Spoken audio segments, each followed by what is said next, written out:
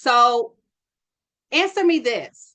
Why is it that we can hold someone accountable for undervaluing us or disregarding our emotional state or our mental state or just disregarding us as a whole, but we don't do that for ourselves when it comes to our nutrition? And what I mean by that is we will actually continue to consume something that we know is harming our body, is a detriment to our body. We've experienced bloating, gassiness. We've experienced things that actually, these sensations that actually lets us know that our body is rejecting it or not really liking it, but we don't hold ourselves accountable for that. Okay, someone said because it tastes. If this is you, give me another reason why you don't hold yourself accountable. Yes, I got one beautiful face in the room. Why are you not holding yourself accountable? There are people who are lactose intolerant, still eating ice cream, still eating dairy. There are people who are have a gluten intolerance, patterns, habits. So in the field, these are all good responses, and thank you so much for sharing them. In this field, in my experience, and as I talk to colleagues, we notice there's a lack of awareness as well at the root of this. Not ready to give it up. That's another good reason. So there's a lack of awareness with this. Okay.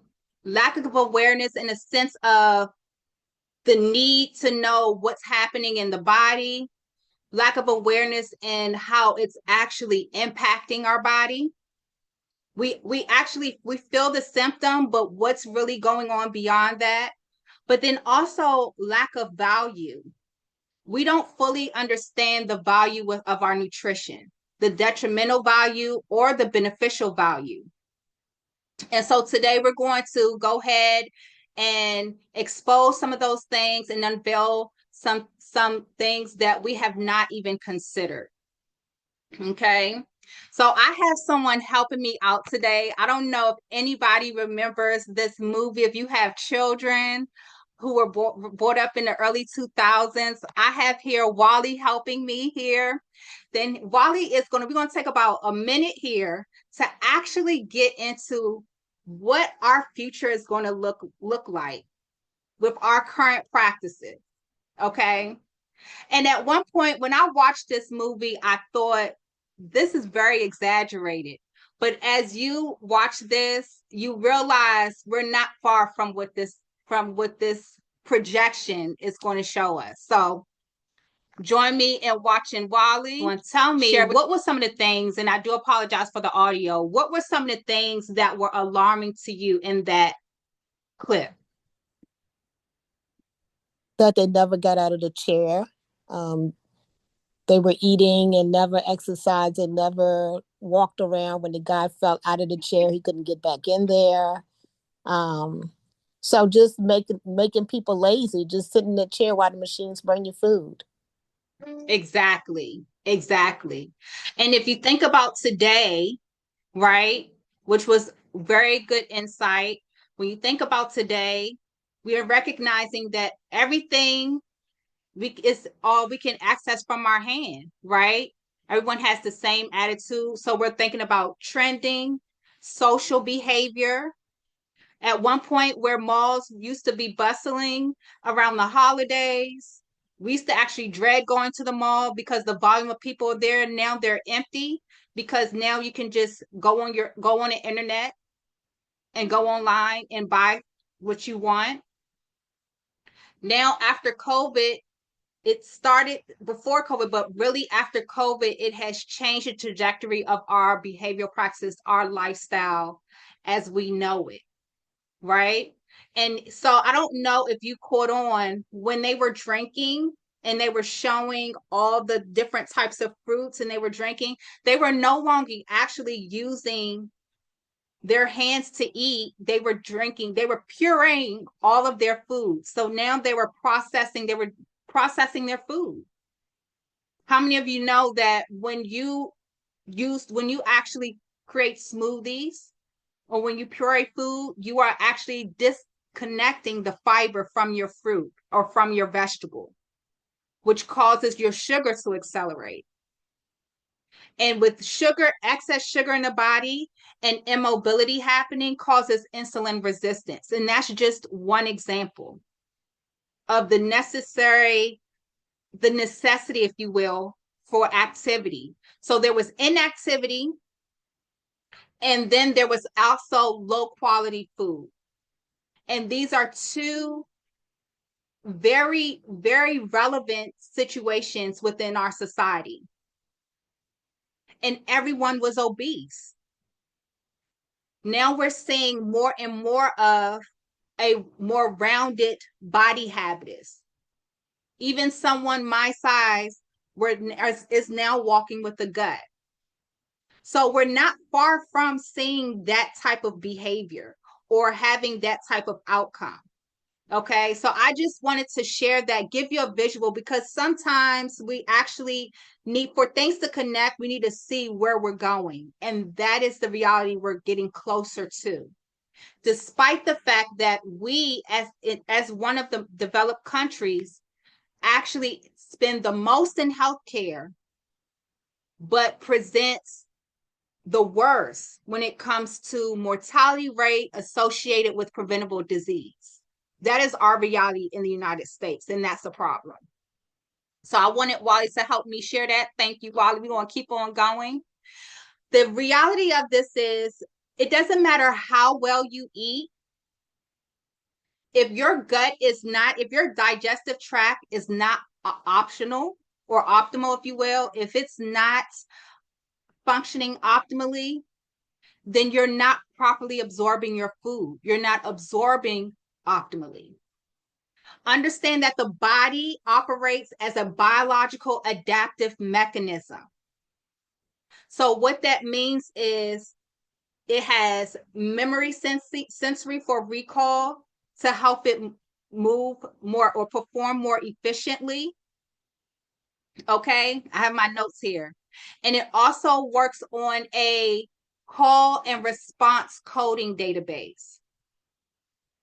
So whatever your eyes, your ears, whatever you smell, however you interact with the world outside of you is going to trigger something inside the body. Okay.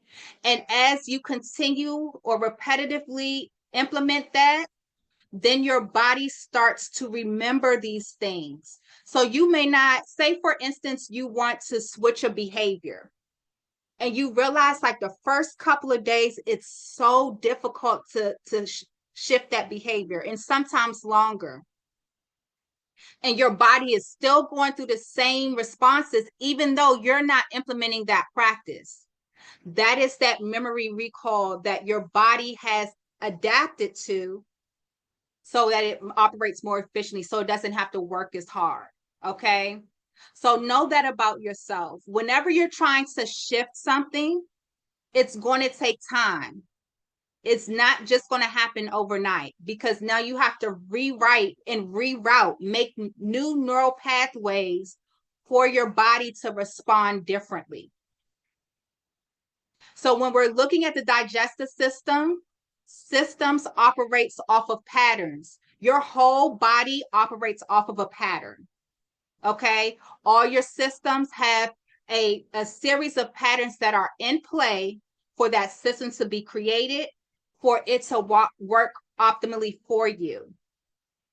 So in order for you to fully understand that as an individual, you have to get to know yourself a little bit more, because there's no way that you yourself can make change or strategize without first addressing the problem, right?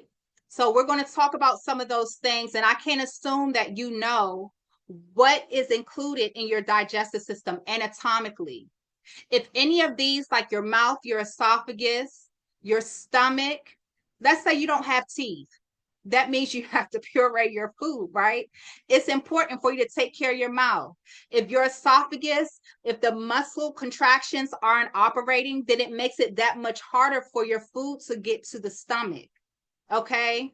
If the stomach is not producing enough gastric juices, then it takes longer for your body to digest or for your food to be digested. As a matter of fact, you not having enough, or if your stomach is saying I need more acid, one of the symptoms for that is called acid reflux. Okay? That is not something trivial. That's not something you should ignore, because things that you ignore actually become worse. And understand that systems work congruently, synergistically. So it doesn't just affect that area, it's going to cause a rippling effect. So it's very important that you understand the reason why you need to take care of your digestive tract. Okay. Not only is its role to digest or break down the food and absorb, there it also has integrative functions. So know that that bacteria within your gut is going to help digest the food. That connection to the liver is going in the pancreas going to introduce enzymes to help break down the food. It's going to help to detoxify the waste from the food. If any of these things are impaired, then you're going to have issues. Not only that, your endocrine system, which is your hormonal system, your blood vessels, and your nervous system have vessels all connected, neurons all connected to the gut. So the gut is very important if you want to make sure that you maintain clear pathways within your cardiovascular system, your nervous system, and your hormonal system. All right. And that means that you have to pay attention to what you eat to make sure those pathways remain clear. So the main practice, if you will, people are implementing with their food, and I get it. A lot of our practices, our traditions with food are rooted in religious traditions. They're rooted in cultural traditions, or simply just being exposed to our family, our surroundings when we were children. And I understand that, right? But there's something that she needs to understand about that, and I will explain that in the next slide. But let's kind of talk about where we are with society and how we're eating, because it's so fast paced. Okay. Our main practices with around food is high carbs. We're looking at our processed foods, French fries, burgers, sweets, whatever we can get our hands on. Okay. Processed, prepackaged foods. We'll go to Chick-fil-A, where we're also introducing chemicals because of preservatives or because we want to satiate taste, satisfy taste. All right. Pizza, all that stuff that we like to eat, but are putting stress on the body. And the more processed our food is, the less nutrients it has, because it's being filtered as the food is being processed. All right. So I just wanted you to understand where these processes are rooted in. Is everybody with me? Are you all understanding what I'm saying? Did I lose anybody at any point? Yes, no. Is there anything that needs to be explained? Thumbs up. I'm good to go on. Yes. Okay. Okay. Thank you.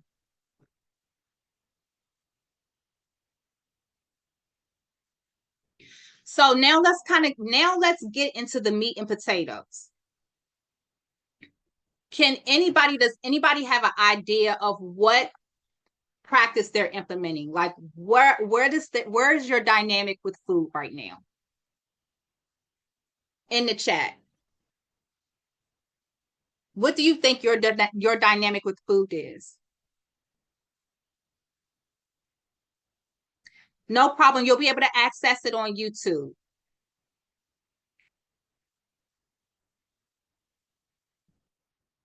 Okay, emotional and comfort,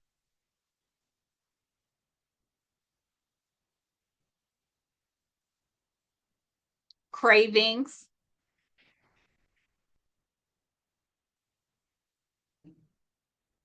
So these are things that actually prevent you. You're aware, okay, hunger. When you say you're aware, uh, I'll need you, if you do me a favor, if you can unmute your mic and let me know, what do you mean when you say you're aware? Um, I do my best to eat consciously. I do intermittent fasting and many things. I'm aware of the foods that I eat, so I do my best. I mean, I'm not saying I always 100% 24/7, but Mm-hmm. for the most part, I think I'm pretty much aware because if I don't eat something that's right, it feels bad. It makes me feel bad. I love that. I love that you're eating mindfully and you are listening to your body. And do you actually, when you do feel bad, you try to deviate from eating those things that make you feel out of whack? Oh, absolutely. Yeah. Awesome, awesome. So this is good. I even with the other comments, thank you so much, Serenia, for sharing that. Even with the other comments, I'm realizing that people do have a level of awareness with their connection with food, but aren't sure. I'm thinking, do you actually? I don't eat meat. Okay, that's another conversation that we're going to address later in the in the slide today in this discussion. Do you understand where your eating practices are coming from? Why do you eat sweets? Why do you succumb to those cravings? Because when we think about the way we eat, a lot of times if I ask an individual, what is the purpose of eating? More times than not, in some variation of this phrase, they're going to say for sustenance, to maintain my life.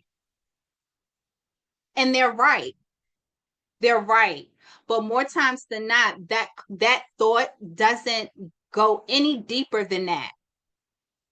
Because then I will ask you, well, what does that look like? What does sustaining your life through food look like? Because if you just leave it at that, then that means simple consumption is satisfactory. But we're seeing in present time with simple consumption, where simple consumption is taking us. It's taking us to a lot of visits to the doctor's office. It's taking us to high blood pressure, diabetes, fibroids, high cholesterol, just to name a few of those food associated chronic conditions. So we need to understand that when it comes to eating, it's beyond just sustaining life. It's more of being able to support the composition of our organs at a cellular level, because our cells are always replenishing, new cells are always replenishing, and also supporting the function of that specific system.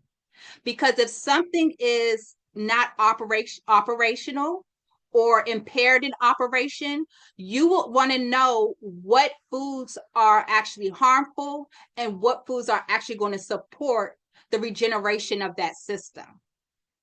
So when we're thinking of survival eating, I've come to the conclusion that survival eating has just been practices, like I said, traditions that have been passed down, right? And at one point, it made sense. So if we go back in our past, let's say from slavery, okay, and we think of being in an environment where we got scraps, we had to make those scraps palatable.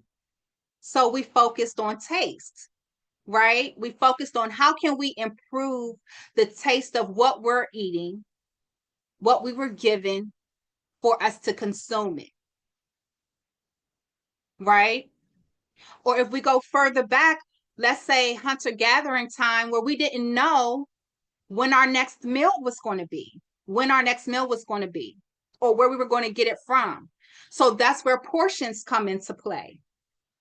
So we may eat a lot of food at one time because we may not know when our next meal would come. And at that time, that was logical. It made sense to do that in both times that I just brought up. However, we're mimicking those same behavior in a time where it's irrational to do that. So understand that you're making subconscious decisions, or you're implementing subconscious practices, unconscious practices from a time where it made sense, but it doesn't make sense anymore. Now we're having a variety of food implementing that same behavior, and it's harming our health as a community. So those are things that I want you to understand. It's the aspect where you're not being mindful of what you're eating is mindless behavior, if you will. So those are two areas that I want you to pay attention to that we have to get away from because it no longer fits this day and time.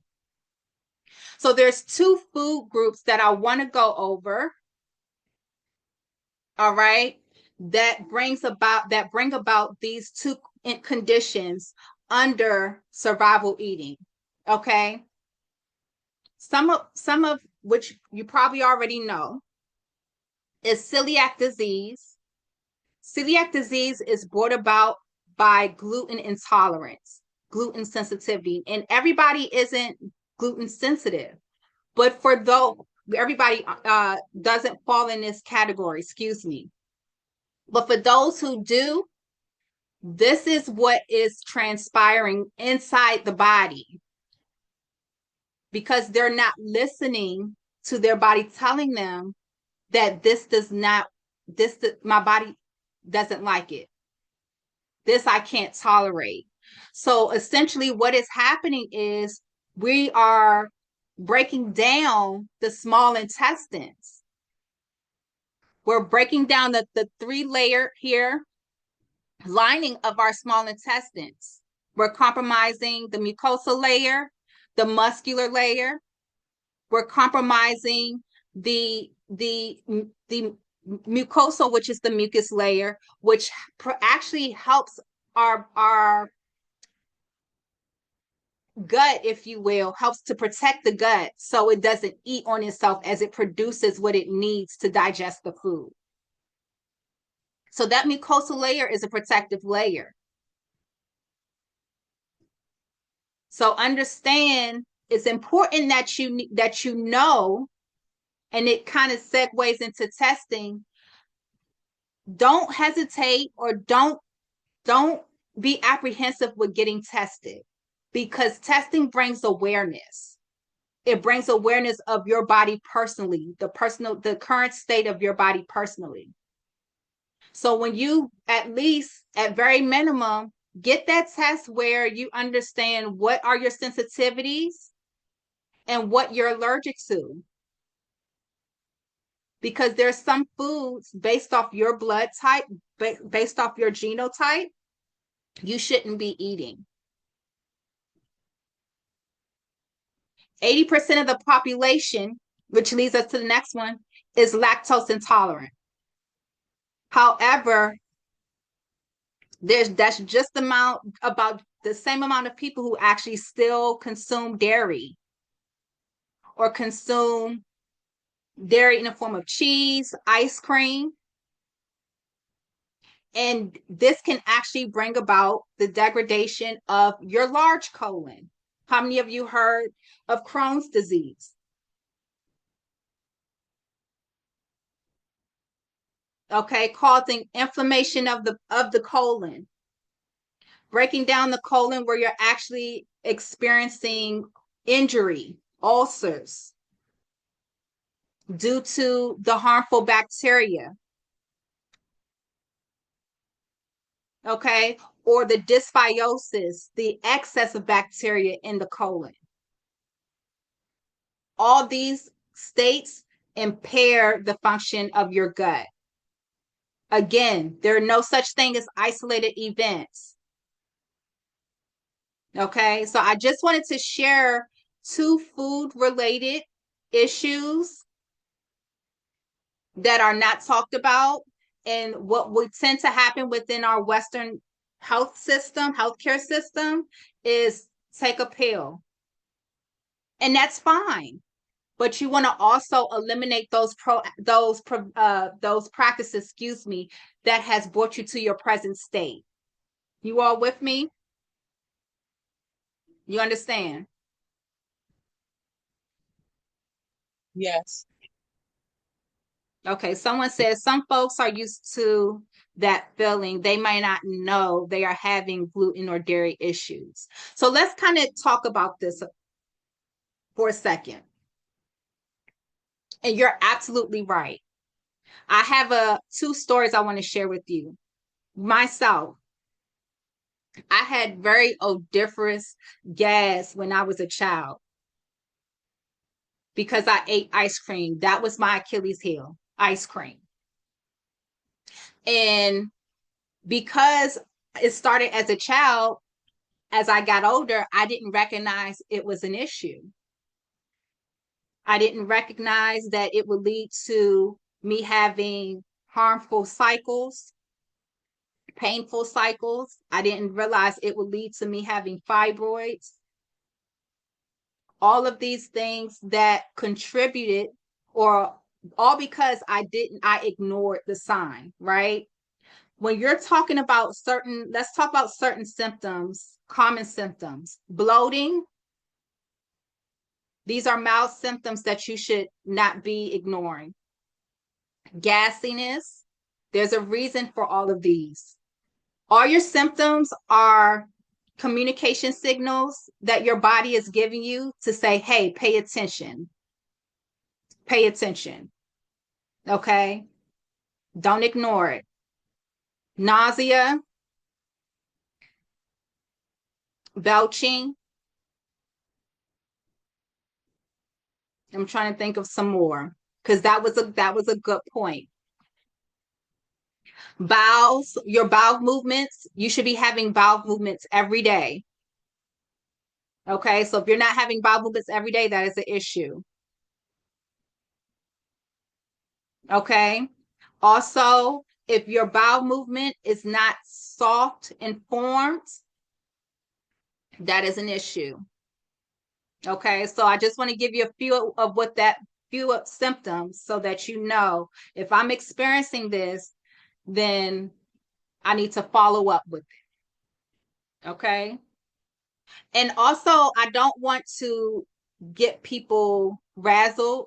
We're talking about consistency here. So if you're constantly having those symptoms, don't ignore it. Even if you have it one time, pay attention to what you're eating or what's triggering it. Okay.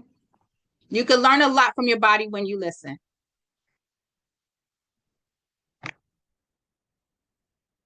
Can anybody tell me what proper nutrition is? When they think about proper nutrition, what do you think about?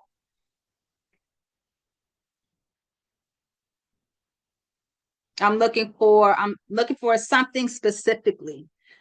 I know Serenia says she's aware of what she eats. Balanced meals, okay. Awareness, having balanced meals. Anyone else when you think about proper nutrition?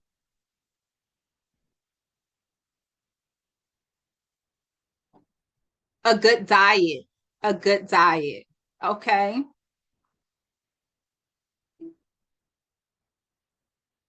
One more. Give me one more.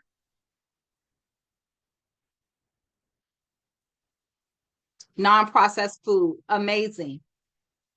Amazing. That non-processed food does help, or eliminating it, if you will, feeling satisfied, good after eating for your blood type. Okay. All great answers. I have a question for you.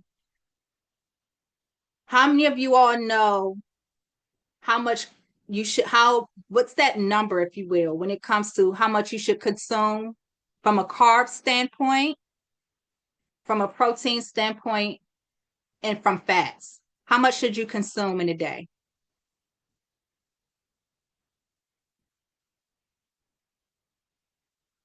Does anyone know? How about what are the essential vitamins that your body needs daily?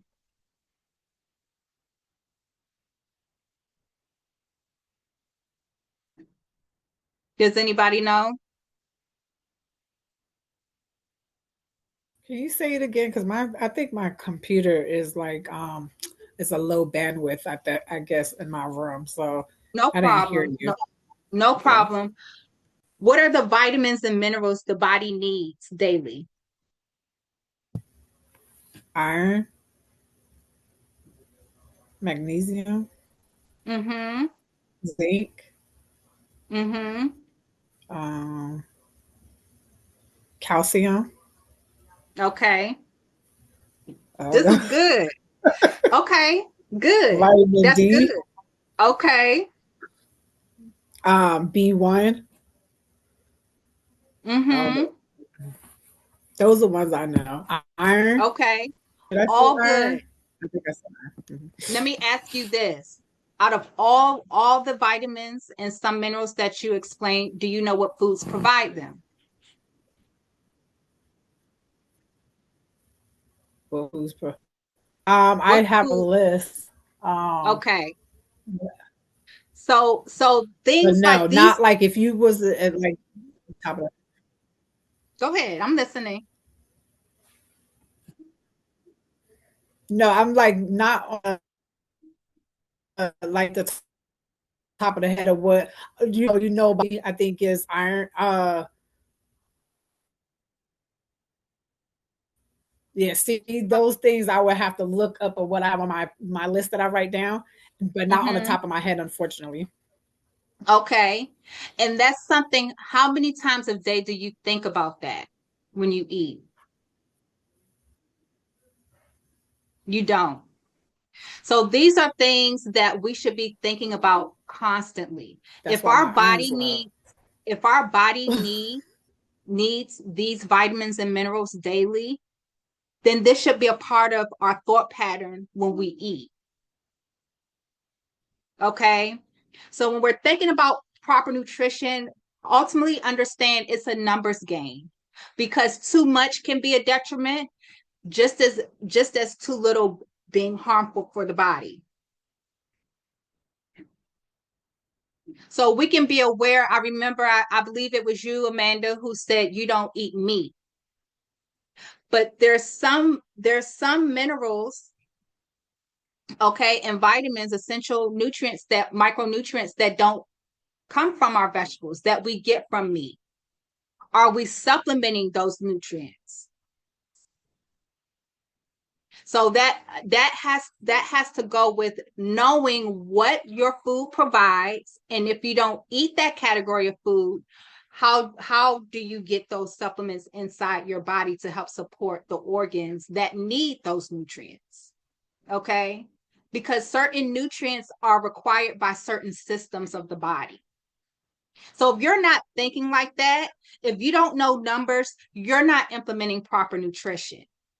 Prime example, when I went towards plant-based and I took meat out of my diet, I was my smallest. I didn't have energy because all I was eating was vegetables. And it was a big hearty salad. I mean, huge. I was getting like 4 servings a day. But when you're eating like that, then your portions have to increase because now we have to compensate for protein.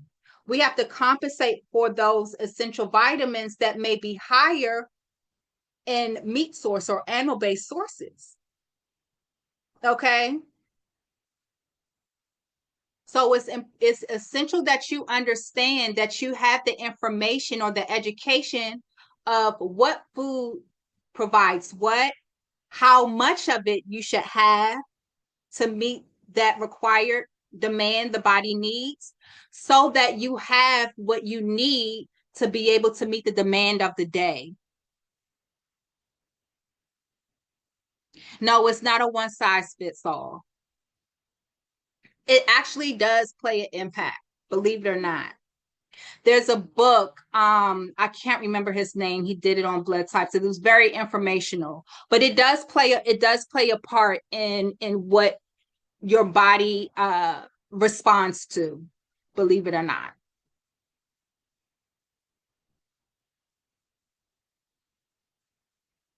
So let's go into proper nutrition a little bit more. I want to focus now on practices, because what we just talked about was, we kind of referenced a little bit on nutritional choices, but let's get into practices, because that plays a big part as well with reducing stress on the body. How many of you heard of circadian rhythm? Just raise your hand. Have you ever heard of circadian rhythm? For those, awesome. Awesome. Serenia, that's a thumbs up for you hearing about circadian rhythm. Anybody else heard of circadian rhythm before?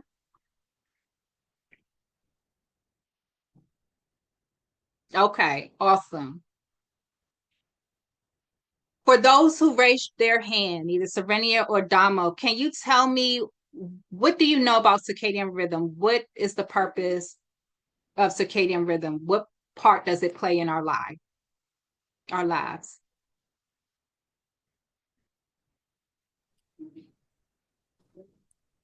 Well, we have our bodies are we operate at our optimal levels at certain times, and it's good to eat at certain times. You know, it's like they've even done studies on medications and things like that, as when is the optimal time that people should receive medication, so that it will be dispersed in a way that works for them. So, you know, and it's related to the sun and, you know, sleep and melatonin and all of that. So, There you go. There you go. And just to support a little bit more what Serenia highlighted, yes, the body's normal flow of energy. Yes, yes, that's good. Just to support both of those answers. So our body is synchronized with the rising and setting of the sun. Okay. And depending on where the sun is at that time of the day, remember that call and response I was telling you about, how our body operates that way? Our body goes into a certain performance, if you will. It will perform a certain need at that moment, right? So she was talking about, Serena brought up melatonin. I'm going to add a little bit more to that point. We're going to, by introducing cortisol. So melatonin and cortisol helps to manage and regulate our hormonal system. Okay.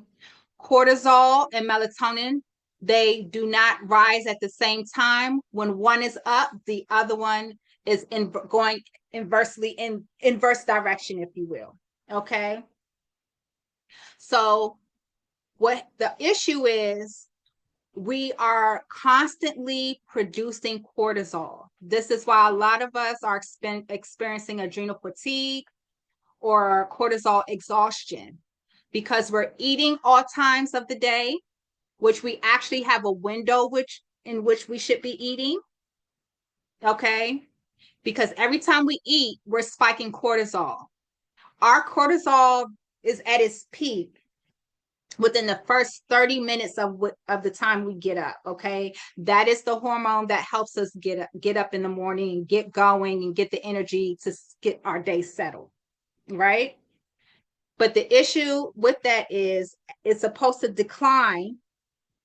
Right.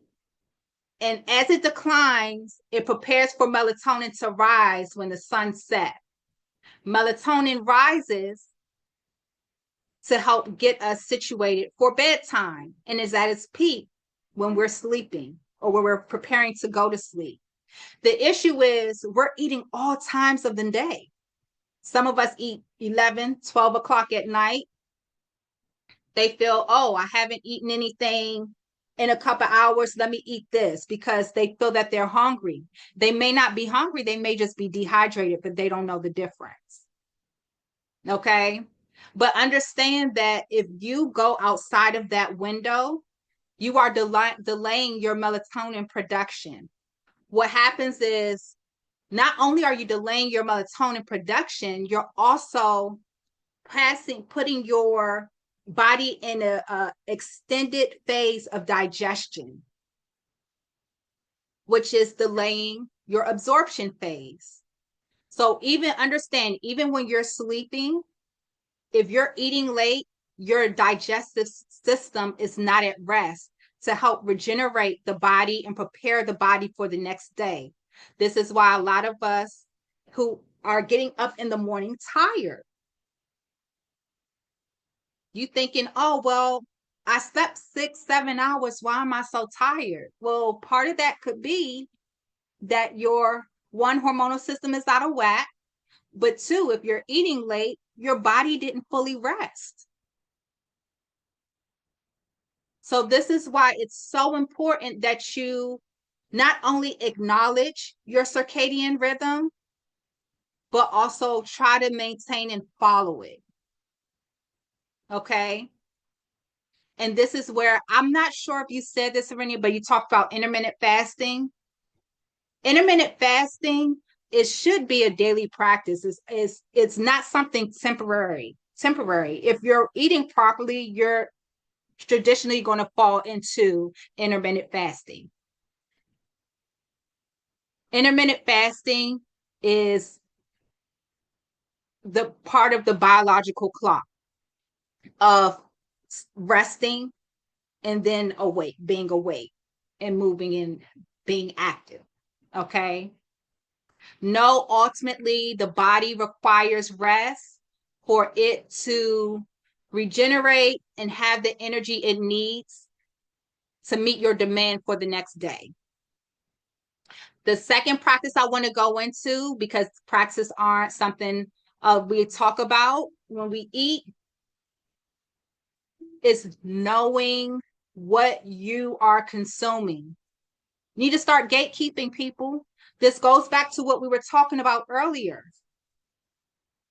And this is the last point because I don't want to overwhelm you, because this is the foundation to us having healthier lifestyle practices around our eating. It's not just the choices, it's also the practices. Okay. So we talked about what we need to remove from our practices. Now we're going to replace it. Now we're talking about what to replace it with. So we talked about the biological clock, the circadian rhythm. Now we're talking about understanding reading labels is very important. If this is a numbers game, you need to know how much you're consuming, of what you're consuming. You need to know what is the purpose of your calories. That is stored thermal energy. We need to burn calories. If we do not burn calories, we are overpowering our cells. Cells with too much power is either going to mutate or it's going to blow out. Nothing good is going to happen. This is why so many practitioners, and I'm so happy that they're saying it. We're hearing it in the fitness world as well. They're saying being sedentary is a disease. It is a disease. It will cause disease. Yes, you can. You can. Excuse me. This is where you go into detoxing. Okay, and there's different practices around detoxing. You have herbs that helps to detox the body, vegetables, the practice of intermittent fasting. But you have to know, in order for you to properly detox, you have to, I think it's important to detox habitually, like routinely, if you will. Okay. Maybe like doing it once a week out of every month. You can do it quarterly, just depending on your eating habits. But you can. Knowing that when you're talking about fats and lipids, fat is good for the body. The body needs it, one, for insulation, but two, for hormones, your steroid hormones, your reproductive hormones. They are produced based off of your fat consumption, healthily, if you will. But then that goes into what type of fat. your carbs. Okay. This talks about quality of carbs. If you've been in my webinars before, you know there are 3 types of carbs: fiber, starch, and sugar. Sugar peaks and burns the fastest. Starch is the second highest, but burns a little bit slower because of the presence of fiber in the starch. But fiber is where your solids are categorized. That will help slow down the absorption of sugar in the blood. This is why we push, make sure you're eating your vegetables, at least 4 to 5 servings a day. Protein. When we think about protein, we think about our muscular extremities, right? But not only that, you got to think about protein is necessary for composition, not just for function. Guess what else is a muscle? Your brain, your heart. So if you're not eating enough protein to help support the body, these are the areas that you are compromising. Okay. So I just wanted to give you that tidbit, those 2 practices under proper nutrition, which means you need to get familiarized with numbers. If you aren't familiarizing yourself with numbers, now is the time. Okay. And also make sure you have a eating window, a designated eating window. We talked about, again, our body it's a vehicle that operates off of systems. Okay? Systems work efficiently when there are patterns in play. Implementing these structures will allow that your systems to work more proficiently, because it's adapting to some consistent behavior. It's not having to reroute every day, 3 times a day. So create some consistency within your meals. All right, so those are 2 practices. We talked about the survival eating versus proper nutrition. Does anyone have any questions just based off of what we talked about today? Do you all need any clarification?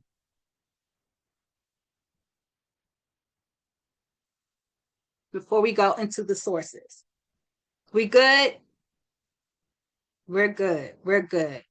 So if you want to know, I love to give this source out. You know, if you're not ready to implement nutrition or a nutritionist, get the Aegis Eating book. Not only does it have what we talked about today, which is the ranges of your vitamins and your minerals, the food sources you can get it from.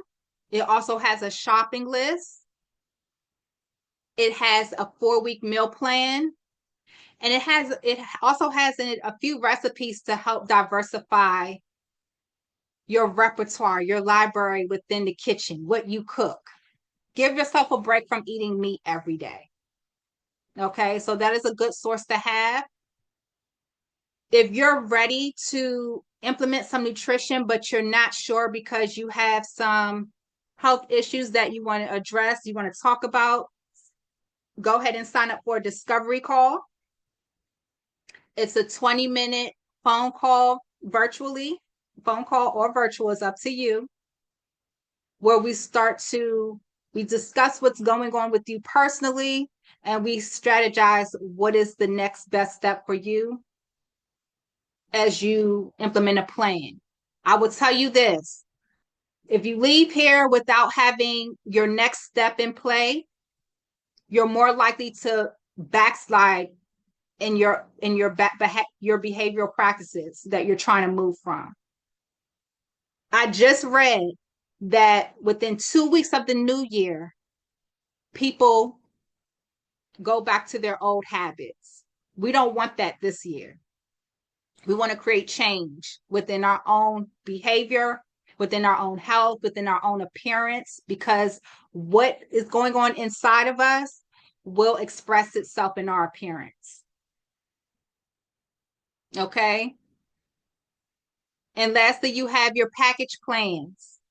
Your package plan. So we have the one that I'm going to talk to you about today is just the 4-week package plan where you're looking to lose weight. That is the ideal plan for you. Help get you started on what is the next step for you. Okay. And stay connected. Stay connected. If you haven't subscribed to the email list, I encourage you to do so. We have our webinars. It is already planned out for the first quarter. So go ahead and take a look to see what is interesting to you, what may resonate with you, and I will see you next time. Okay. Thank you for your time. It's been great. I hope this information was very helpful and educational for you all. Thank you. Yes. Yes. And Thanks see so you much. next time. My pleasure. My pleasure.